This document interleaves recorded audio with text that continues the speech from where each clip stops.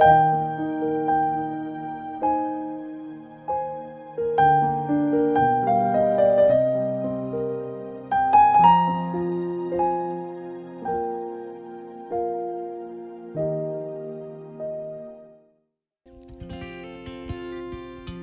morning po sa bawat isa. Another week has passed and it's Sunday at binigyan tayo ulit ng opportunity ng ating Panginoon Diyos at patuloy siya nagiging faithful sa atin. Bagamat sa lahat ng mga nangyayari sa ating mundo, patuloy po natin alalahanin na ating Panginoon ay siya ang may control sa lahat. And the fact na ang Panginoon na lumikha ng mundo at na-conquer ang death, ang may control sa lahat, siya po ang magbibigay sa atin ng hope at strength in these trying times. Kaya naman po sa oras na ito, patuloy natin siyang pasalamatan, i-express ang ating kagalakan sa ating puso sa pamamagitan ng pag-awit at pagpuri sa Kanya. Awitan po natin ang ating Panginoon.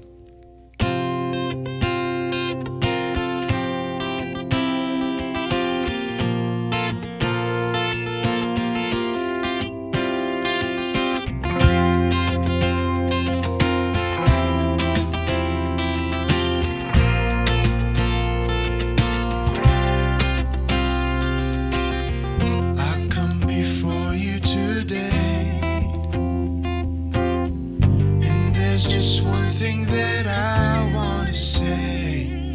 Thank you, Lord. Thank you, Lord, for all you've given to me, for all the blessings that I cannot see. Thank you, Lord. Thank you, Lord. With a grateful heart, with a song of praise, with an outstretched arm, I will bless your name. Thank you, Lord. I just want to thank you, Lord.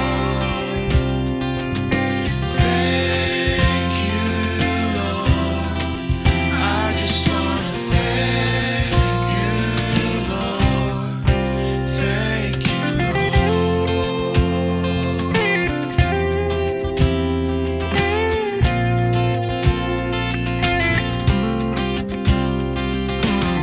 For all you've done in my life, you took my darkness and gave me your light.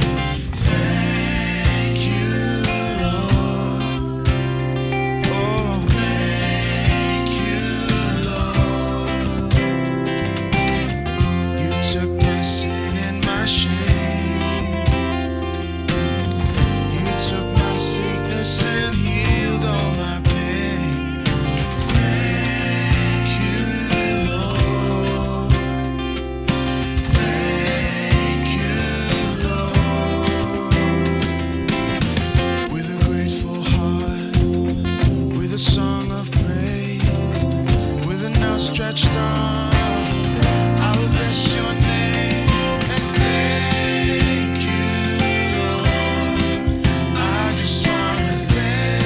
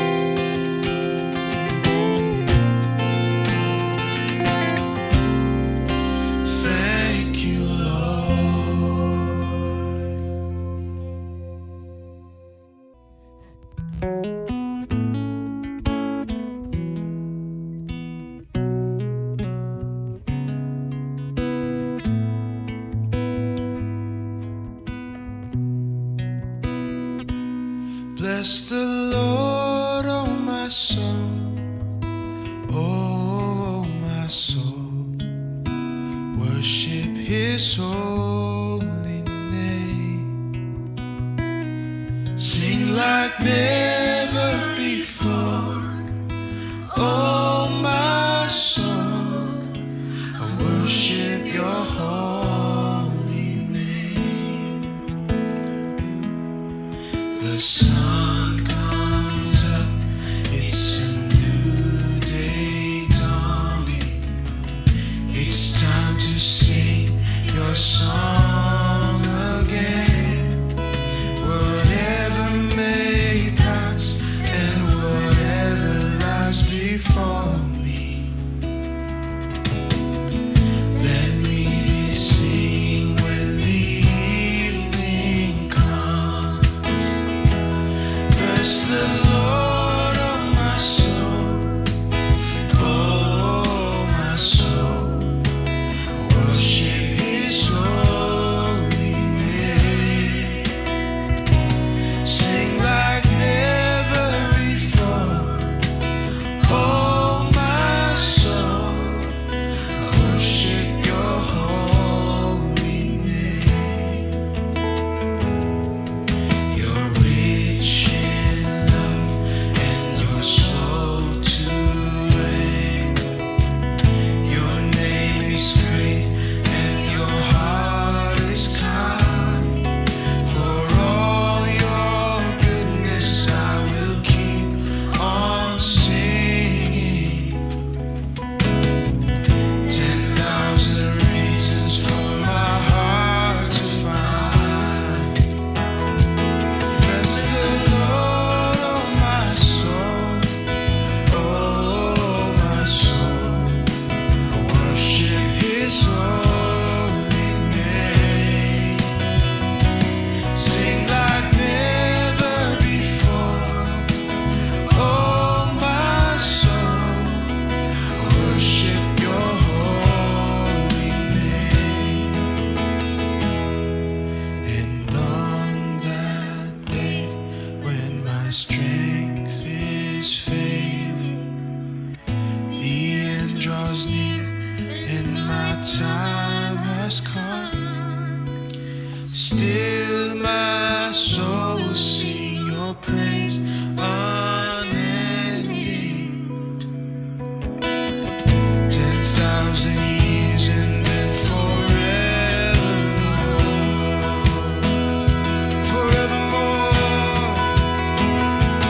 Bless the Lord, oh my soul, oh my soul. Worship His holy name. Sing like never before, oh my soul. I worship Your holy name. Bless the Lord, oh my soul, oh my soul. Worship His holy name. Sing like never before, oh my soul. Worship Your holy name. Oh, I worship Your holy name. God, I worship Your holy name.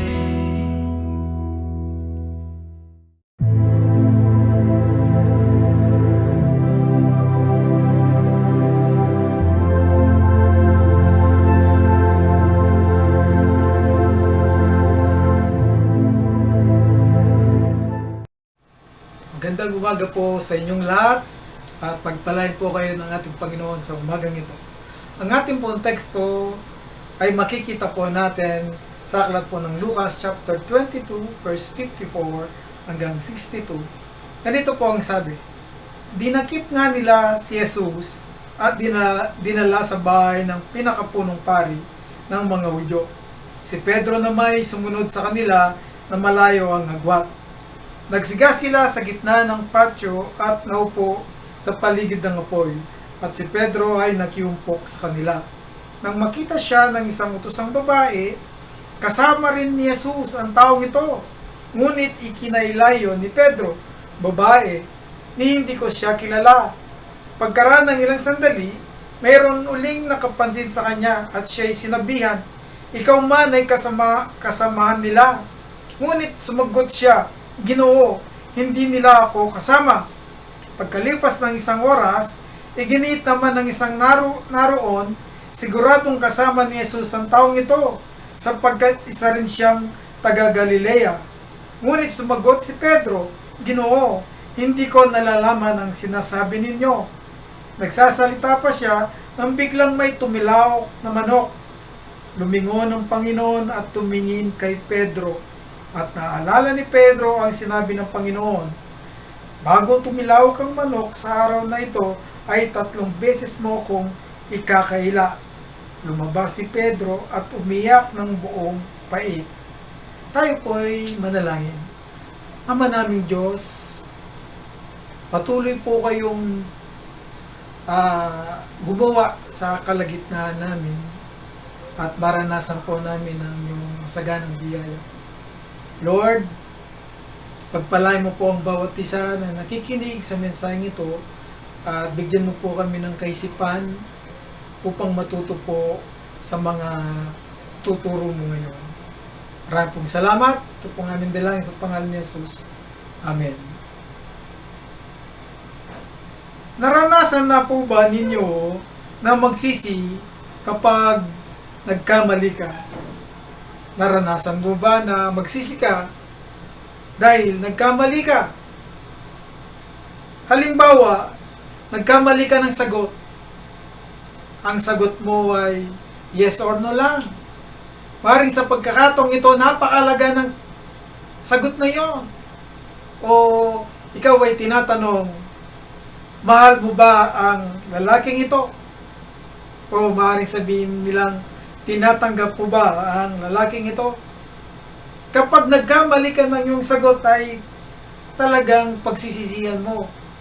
Bakit ko pa nasabing no? Na dapat pala ang yes ang sagot. O bakit ko pa nasabing yes? Hindi pa naman talaga ako sigurado.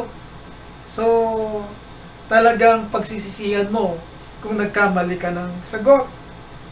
O halimbawa rin ay nagkamali ka ng bigay at bibigyan mo pala yung tao at hindi mo na tinignan yung perang dinukot mo. Alam mo, nasa kaliwang bulsa lang yung 100. Ang naibigay mo pala ay 1,000, hindi mo na nakita. At no pag-uwi mo, ay 100 na lang ang pera mo, 1,000 pala yung nabigay mo sa tao. Di mo ba? Talagang magsisisi ka sa iyong pagkakamali. Bakit kasi di ko pa tinignan ang naibigay mo? O maaari sa tindahan, yung nagtitinda ay mali ang naisukli sa'yo. Ibibigay mo pa ba ito? Maaari sabihin, hindi naman ako nagkamali. O patuloy mo lang, ayan, yung pagkakamali. So, kawawa naman yung tao. O halimbawa, nagkamali ka ng pinili at tinanong sa'yo, ano ang gusto mo? Pera o kahon? Pag sinabi mo naman pera ay sana kahon na lang. Ang kahon pala, ang laman ay 1 million. Ang pera, yung kahon pala, ang laman ay bokya. Sana pera na lang. So, napakahalaga pala nung pagpipilian mo. At itong bagay na ito, sana ay huwag nyong sisirisoin. O sabihin natin, napakahalaga din. O huwag mong sasabihin na nagkamali ka ng pinili ng asawa mo. Pwede ba yun? Siguro pwede. O kaya nga nasabi ko, huwag mong sabihin na nagkamali ka ng pinili ng asawa. Maaaring pwede siguro kasi meron silang tinatawag na divorce. Pwede nga ba? O nagkamali ka ba? Tingnan natin. Ang magsama ang pangit at maganda. Pwede ba? Maaaring sabihin mo yon sa taong nagsasabing, the beauty is in the eyes of the beholder. Di ba? O nagkamali nga ba ang mahirap at ang mayaman? Pwede ba silang magsama? Maaaring sasabihin sa iyo ng tao, don't judge the book by its cover. Oo naman. Kung minsan ay basihan talaga na ang hirap magsama ng mahirap at mayaman. Pero may nangyayari na. Nagkamali nga ba na magsama ang hindi nag-aral sa may pinag-aralan? Sasabihin sa iyo ng tao, don't underestimate. Nakita ninyo, marami sa mga vlog ngayon na nagpapanggap na mahirap na may kaya naman pala. O nagpapanggap na walang pinag-aralan pero meron naman pala. Just to find out na sila ay totoong mamahalin. So, maaaring sabihin niya, don't underestimate. Nagkamali nga ba ang magsama ang sa Kristiyano, ang hindi mananampalataya sa mananampalataya? Dito ay magkakasubukan na tayo. Sabi ng Bible, ano ang sabi niya? Huwag kang makipamatok sa hindi mo kamananampalataya. Nagkamali nga ba? Sumunod tayo upang hindi tayo magkamali. Kung yan ang nasabi ng Bible. Pero sometimes, maraming cases na mga bagay na kahit hindi mananampalataya at mananampalataya ay nagkakatulong. So, nagkamali nga ba? Ang Biblia daw ay walang pagkakamali dahil ito ay salita ng Diyos. At hindi po tayo mag-a-argue doon. Gusto ko lang makita sa katotohanan daw, merong mistake sa Bible o merong pagkakamali. Nung mabasa ko ito, ako na siya. Hindi pa lang Bible. Kung hindi, ang mga pagkakamali sa Bible, ito yung mga na-recorded na tao sa Bible.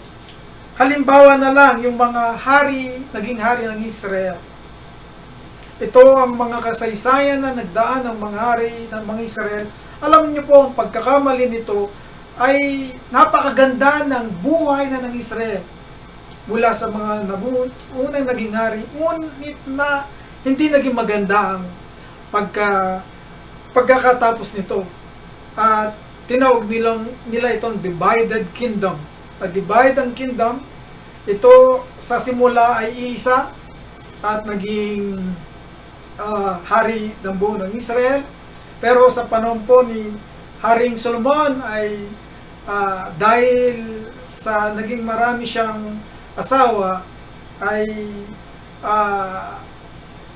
pinagbigyan niya mga asawa niya na magkaroon ng idolatry. Hindi niya inalis. Kaya naman, yung mga sumunod na mga anak nila ay divided na ang kanilang pananampalataya. At na-divide nga ang kingdom. Ang unang kingdom ay yung Judah and then the Israel. At yung mga kasaysayan na mga hari doon, ang mga pagkakamali nila ay sila hindi na sumunod sa Diyos. Sila ay nagkaroon ng Diyos-Diyosan. At sa kabilang side ng kingdom, ng Israel ay puro masasamang hari. At sa kaharian naman ng Judah ay meron ding masama at meron ding mga nabuti. Pero dahil divided ang kaharian ng Israel, dumating ang panahon ng silang lahat ay nasakop. Sayang kung hindi sila nagkamali sana marangyapa at buo ang kingdom ng Israel. Nung binabasa ko po ang kaharian ng mga Israel, talagang nanginay ako. Bakit nangyari yun? Pero ang pagkakamaling yun ay halimbawa na ang buhay ng mga naging hari ng Israel ay hindi naging mabuti. At makita po rin natin, ang pagkakamali talaga na sinasabi ng Bible ay ang kasalanan. Ang totoo, ang Kristiyano ay nagkakasala, ngunit hindi siya nagpapatuloy sa pagkakasala dahil pinatutunayan nito na totoo ang kanyang pananampalataya. Opo, kung ikaw ay nagpapatuloy sa iyong pagkakasala, o bilang isang Kristiyano, kung nagpapatuloy ka pa sa iyong pagkakasala, ay pinatutunayan mo ba na totoo ba ang iyong pananampalataya? So sa panahon po ng pandemic ngayon, kailangan natin ng malakas na pananampalataya. Ang pananampalatayang ito ay kailangan maging matibay upang sa panahon po ng pandemic ay makayanan natin, lalo na ang mga maraming patuloy na pagkakamali. So tingnan po natin ang dalawang alagad ng ating Panginoong Yesus na siyang pag-uusapan natin ngayon na pareho silang nagkamali. Ang una pong pag-uusapan natin ay si Pedro. At ang unang puntos po natin, huwag magpatuloy sa pagkakamali. Ang sabi po sa Lucas chapter 22 na nabanggit sa ating text, ito po ay ng ikailan ni Pedro ang ating Panginoong Yesus. Alam niyo naman po ang naging kwento doon. 3 beses niyang kinaila ang ating Panginoong Yesus, at ang sabi ng ating Panginoong Yesus, pagtilawak ng manok, 3 beses mo kong ikakaila. At nung makita nga ni Pedro na tiningnan siya ng ating Panginoong Yesus, siya ay nalungkot.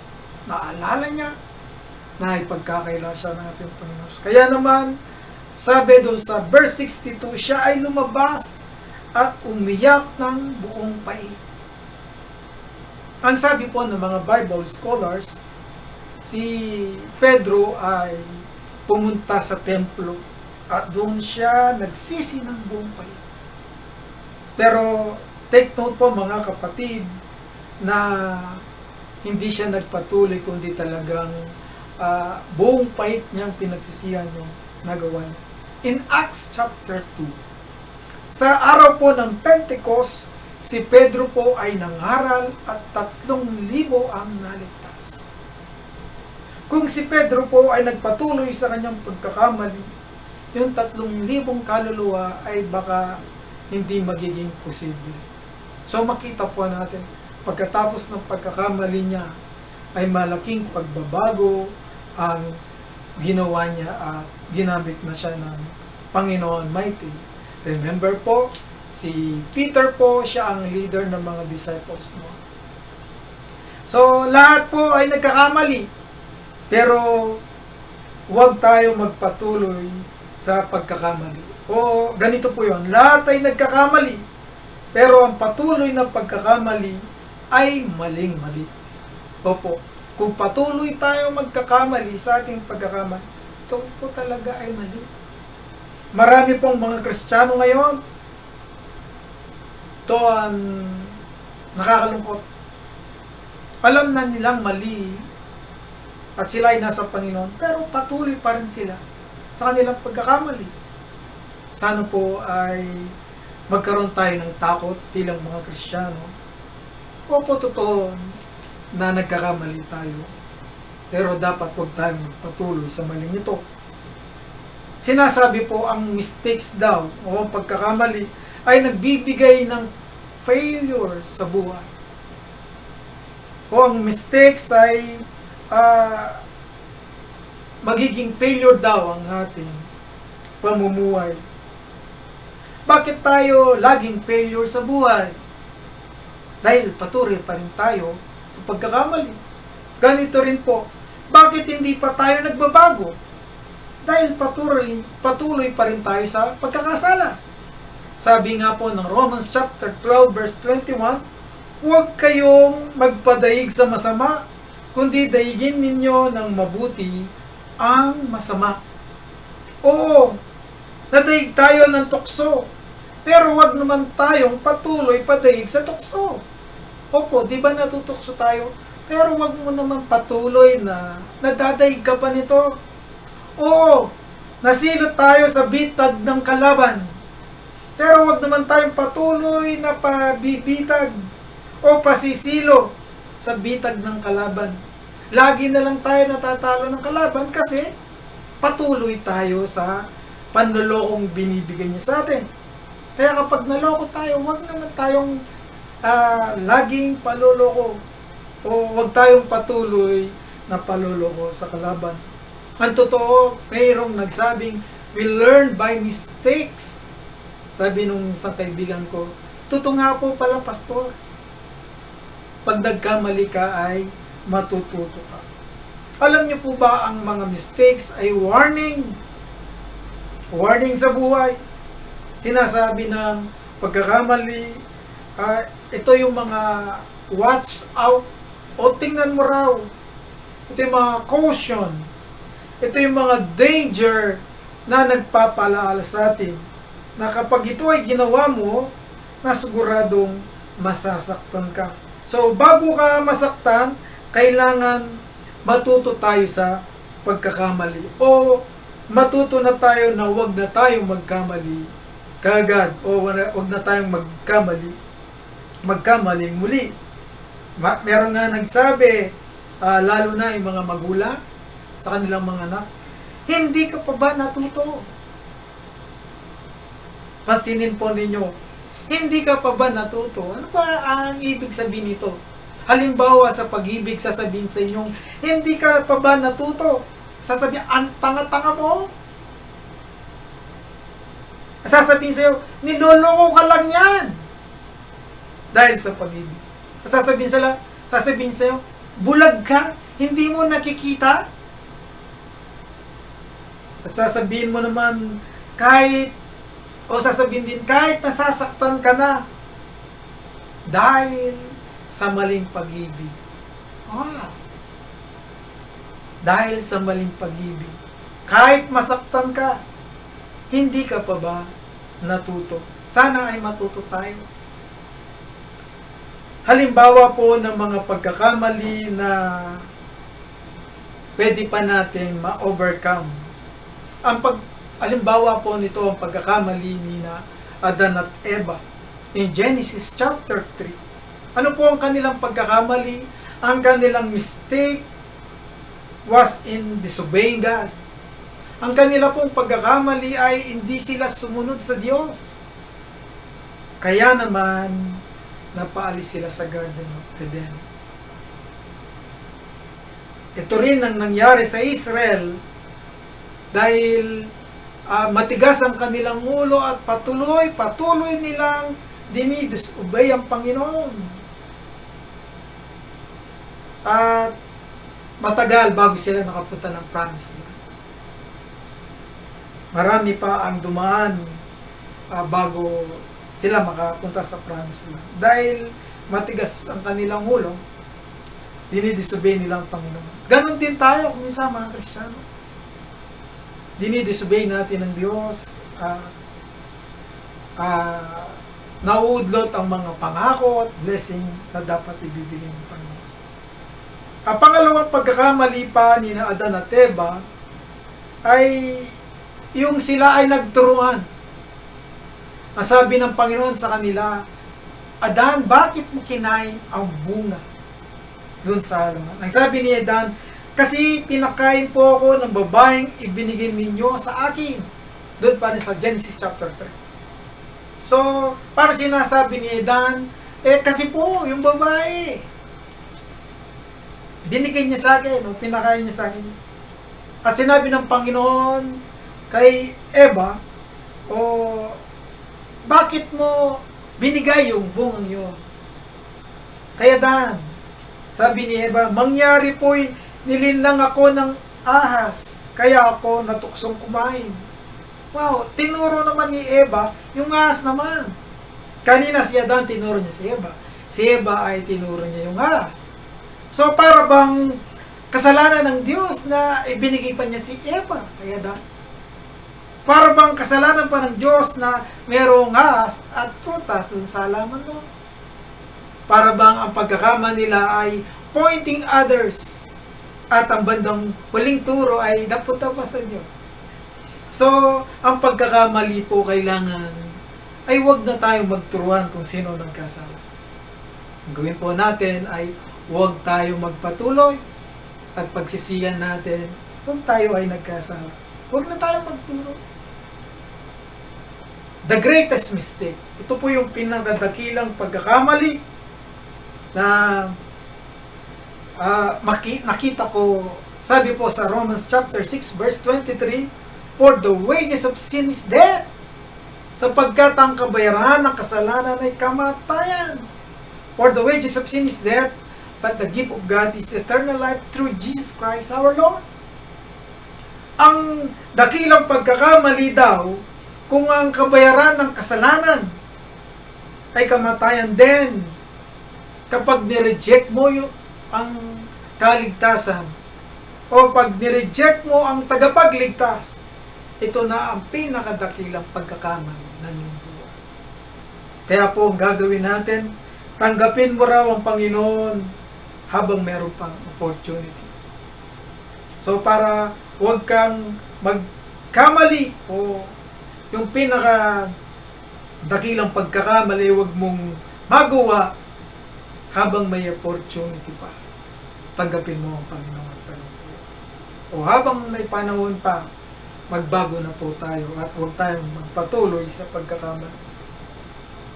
Ang pagkakamali daw ay nangyayari o ay dumarating talagang pagkakamali.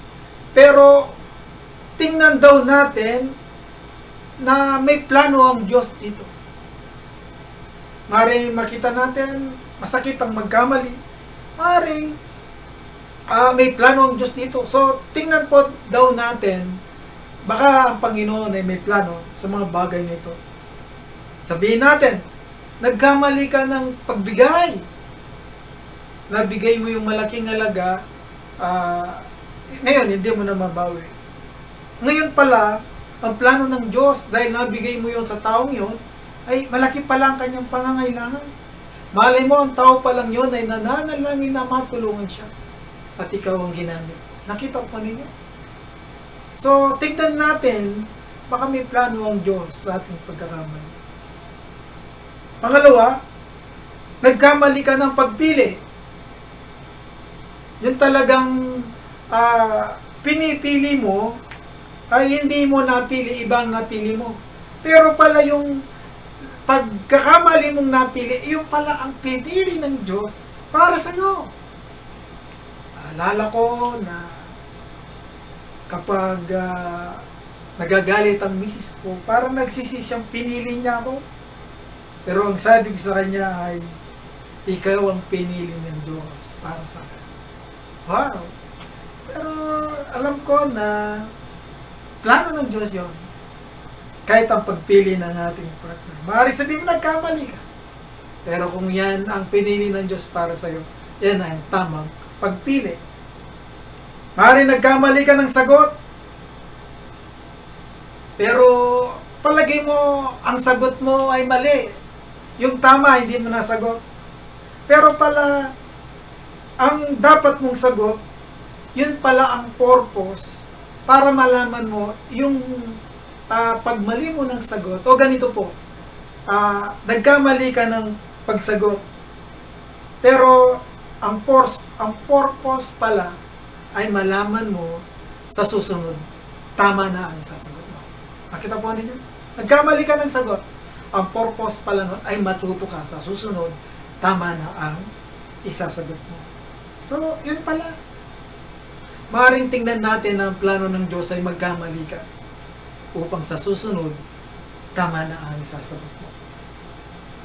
Maaaring ang plano ng Diyos kay Pedro ay magkamali siya upang sa susunod siya ay magiging malakas na at makita niya ang kanyang kahinan. Di po ba? Pagkatapos na wala na ating Panginoong Yesus, siya ay na-resurrect na. Ang ginawa ni Pedro ay maraming kamangha-mangha sa Panginoon. Maaring nagkamali siya upang makita niya ang kanyang weaknesses. Upang sa pagkakataong siya na ang gagamitin ng Panginoon, siya ay malakas na. Maaring ganun din po tayo, mga kapatid. Ang purpose ng Panginoon ay magkamali tayo para kapag nakita na natin ang ating pagkakamali, maging malakas na tayo pag ginamit na tayo.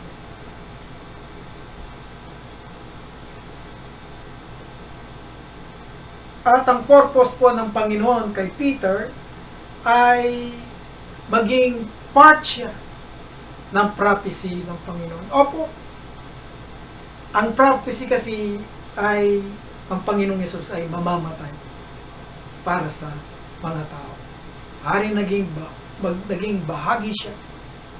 Nagkamali man siya, pero bahagi siya ng plano, ng prophecy, at kasama siya doon. Well, ito ang plano ng Diyos. Maaaring bahagi din tayo kapag nagkamali tayo, dahil ang plano ng Diyos ay hinaharap upang maging matatag ka. Do you think, mga kapatid, bakit inalaw ng Diyos ang kasalanan? O bakit inalaw ng Diyos na magkasala tayo? Nakita ko po sa tatlong bagay. Una, inalaw ng Diyos na magkasala tayo, hindi para ma-enjoy natin ang kasalanan. Take note po doon. Hindi para ma-enjoy natin ang kasalanan, pero para matuto tayong kontrolin ito. Di ba kapag nagkasala tayo ay nagsisisi tayo, bakit ko nagawa yan? Pero nagagawa ko pa uli. Maaring inalaw ng Diyos na magkasala tayo. Mahulog tayo sa kasalanan. Upang makita natin paano natin ito haharapin. O paano natin ito makokontrol na kapag nakita natin ay hindi na natin magawang muli. Pangalawa, bakit inalaw ng Diyos na magkasala tayo? Upang makita raw natin na tayo ay dependent sa Diyos o na kailangan natin ng Diyos sa buhay natin. Kasi kung hindi natin siya kailangan, hindi talaga natin mapipigilan ang kasalanan na mangyari sa buhay natin. O para malabanan natin ito, kailangan kasama natin ang Diyos. Dahil hindi natin kaya kung tayo lang ang pipigil sa kasalanan. Maaaring sabihin natin, we can do nothing apart from God. At pangatlo, bakit inilaw ng Diyos na mangyari ang kasalanan o magawa natin? Upang makita daw natin yung iba na wag natin silang i-judge bakit sila nagkakasala. Dahil kailangan din nila ang ating Panginoong Yesus. Kailangan ng mga sinners na makita ang Panginoon upang maligtas din sila. So makita po natin, nangyayari na inalaw ng Diyos na magkasala upang makita rin natin ng iba na sila ay o ang mga makasalanan ay kailangan din nilang maligtas na tulad natin. So, nakita ko na napakalaga. Maaaring sabi nga ni Paul, God forbid, sabi nga niya, nawa hindi sana marapat na ikaw po ay magkasala. So, maaaring ang tatlong nasabi ko, inalaw ng Diyos yun upang makita natin ang ating kahinaan at makita natin ang kailangan natin ng Diyos at makita rin natin ng iba na kailangan nila ng ating Panginoon Yesus. Pangalawang puntos po, ang pangalawang disciple na sasabihin ko ay si Judas Iscariot o si Judas Iscariot. Ang pangalawang puntos po natin, huwag padaig sa pagkakamali. Ang sabi po sa Mateo chapter 27 verse 3 and 5, ang pagkamatay ni Judas. Nung malaman ng taksil na si Judas na si Jesus ay nahatulang mamatay, nagsisi siya at isinauli sa mga punong pari ang mga punong pari at mga pinuno ng bayan ang 30 pirasong pilak. Sinabi niya, nagkasala ako, ipinagkanulo ko ang dugo ng taong walang kasalanan. Ano ang pakialam namin sa iyo? Bahala ka sa buhay mo. Sagot nila. Inihagis ni Judas sa loob ng templo ang 30 pirasong pilak at pagkalis doon, siya ay nagbigti. Nakita po natin. Nagkamali si Judas. Pero ang kanyang pagkakamali ay hindi tulad ni Pedro. Si Pedro ay hindi nagpatuloy sa kanyang pagkakamali. Si Judas ay nagpadaig sa kanyang pagkakamali at siya ay nagbigti. Lahat po tayo ay nagkakamali, pero ang patuloy na pagkakamali ay maling-mali. Ngunit, ang padaig sa pagkakamali ang pinaka-worst sa lahat ng... Ulitin ko po mga. Ito ang pinaka-worst sa pagkakamali. Ang padaig tayo sa ating pagkakamali.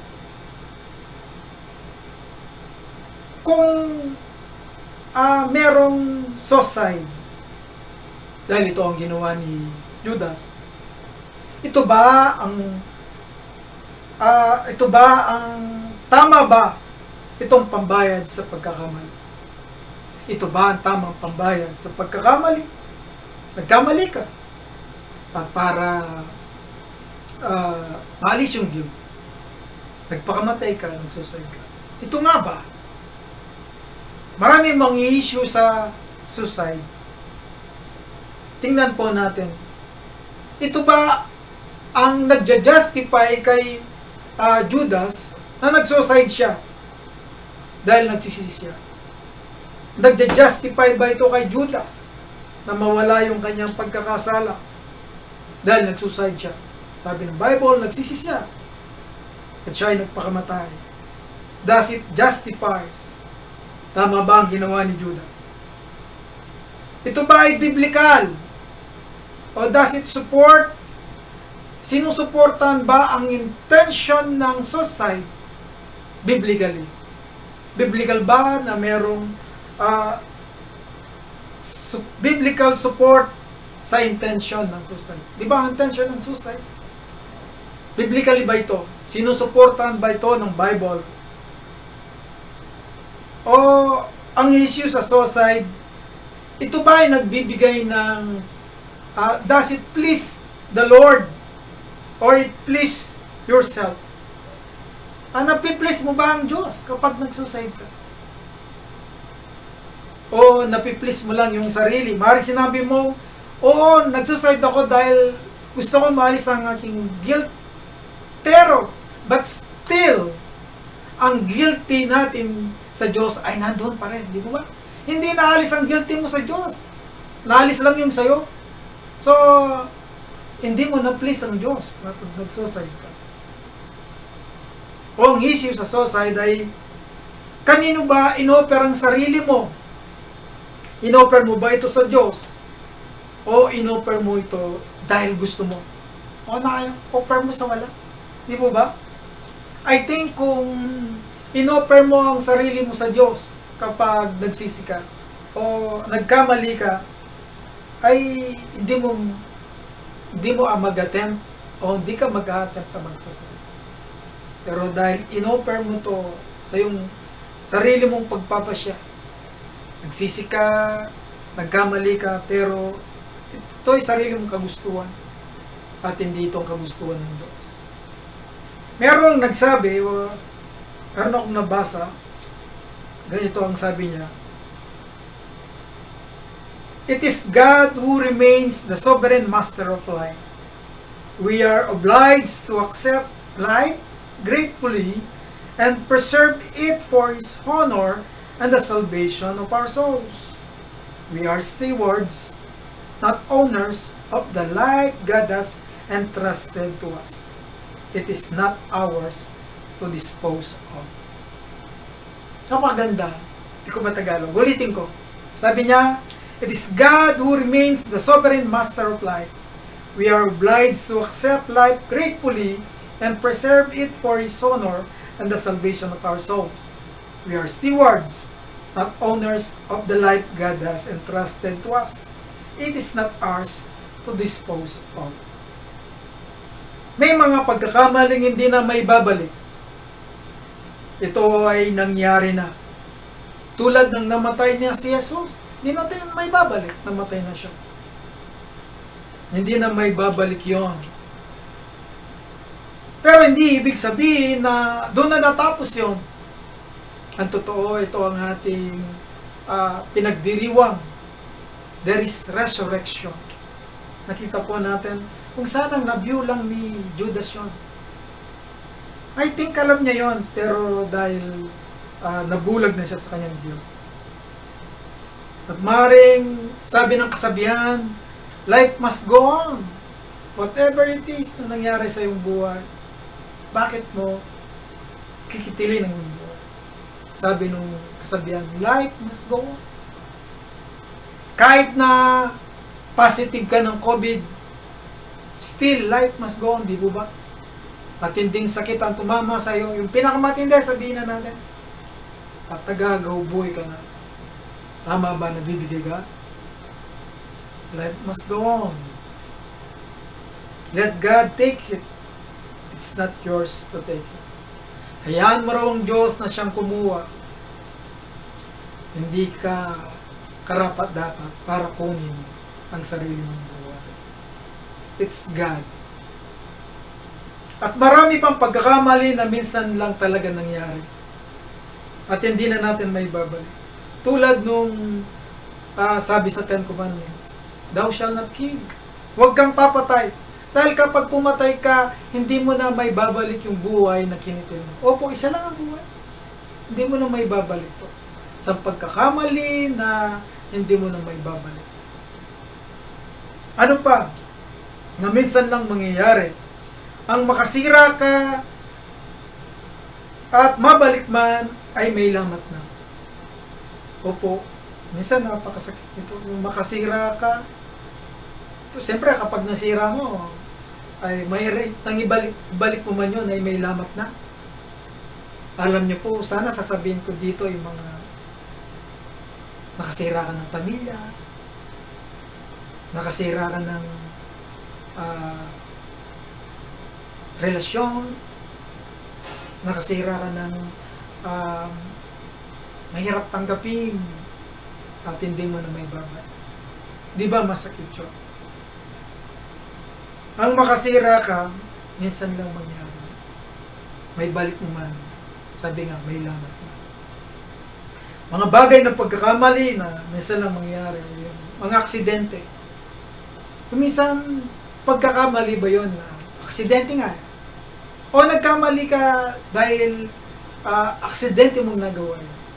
At minsan lang mangyari yun. At hindi mo na may babalik. Paano mo maibubuo? E paano kung aksidente ka na nakagawa ka ng malaking bagay na kailanman ay hindi mo na may babalik? O kailanman ay buong buhay mong pagbabayaran niyo? Ulitin ko, the greatest mistake, kasabi ko rin kanina, the greatest mistake ay yung pagkakataon na tanggapin mo ang Panginoon. Ito rin yung the greatest mistake na hindi mo na may babalik. At ito lang ay magagawa mo habang ikaw ay nabubuhay. Kaya nga, hanggat may buhay, may pag-asa. Ang sabi ng Matthew chapter 7 verse 13 and 14 ay ganito, Pumasok kayo sa makipot na pintuan, sapagkat maluwang ang pintuan at malapad ang daan papunta sa kapahamakan. At ito ang dinaraanan ng marami. Ngunit makipot at makitid ang daan papunta sa buhay, at kakaunti ang nakakatagpo niyon. Makita po natin. Hanggat may pag-asa ka pa. Sa palagay mo kasi, tama, dahil maluwang ang daan. Pero yun pala ay kapamakan. Pero sinasabi ng Panginoon, dito daw yung mga bihira lang dumaan. At ito ang tama. Sana ay huwag kang magkamali. Habang nabubuhay ka pa, tama ang piliin mo.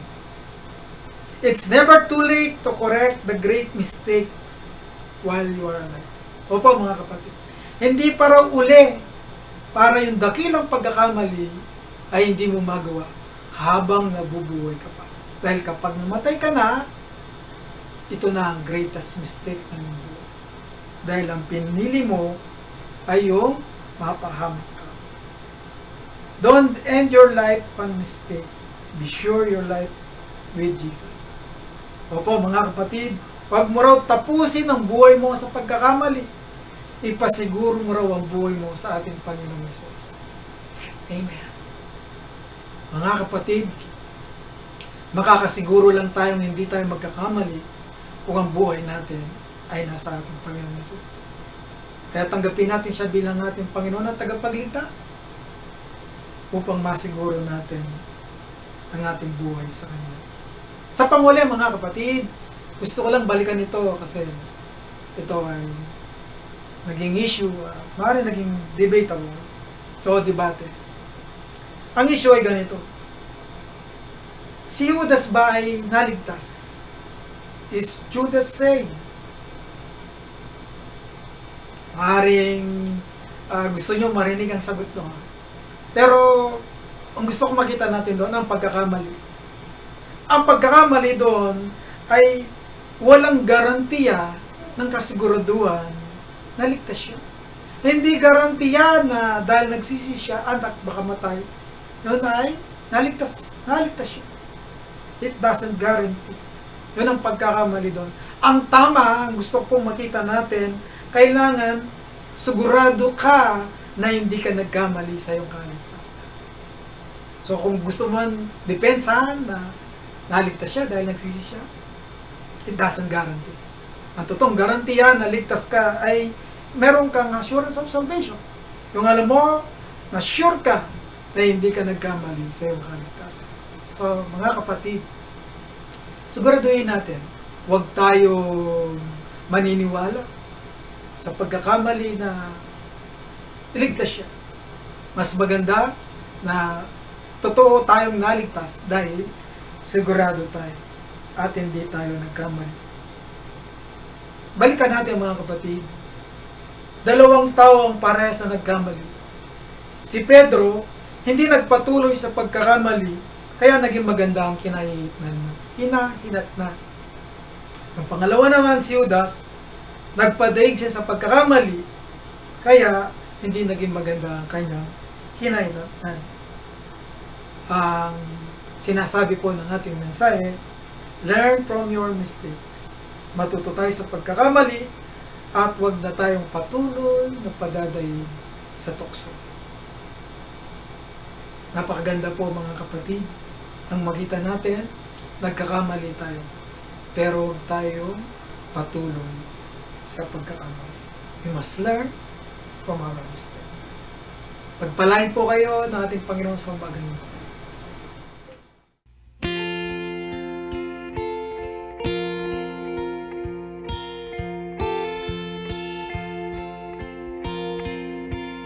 I need thee every hour, most gracious Lord. No tender voice like thine can peace afford. I need thee, oh I need thee. Every hour I need thee. Oh bless me now, my Savior. I come to thee.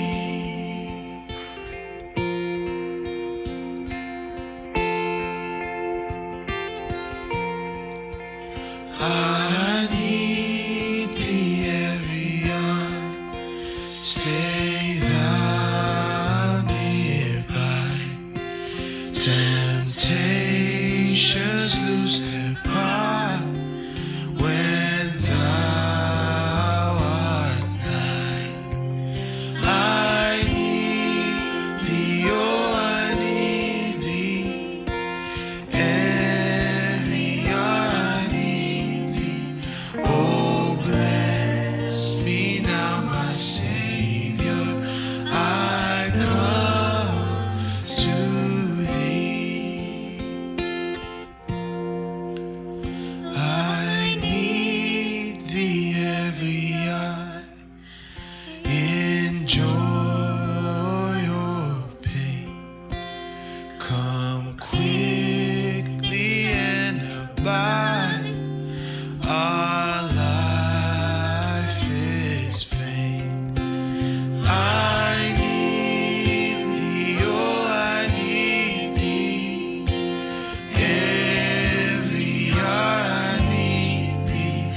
Oh bless me now, my Savior. I come to thee. Oh bless me now, my Savior. I come to thee.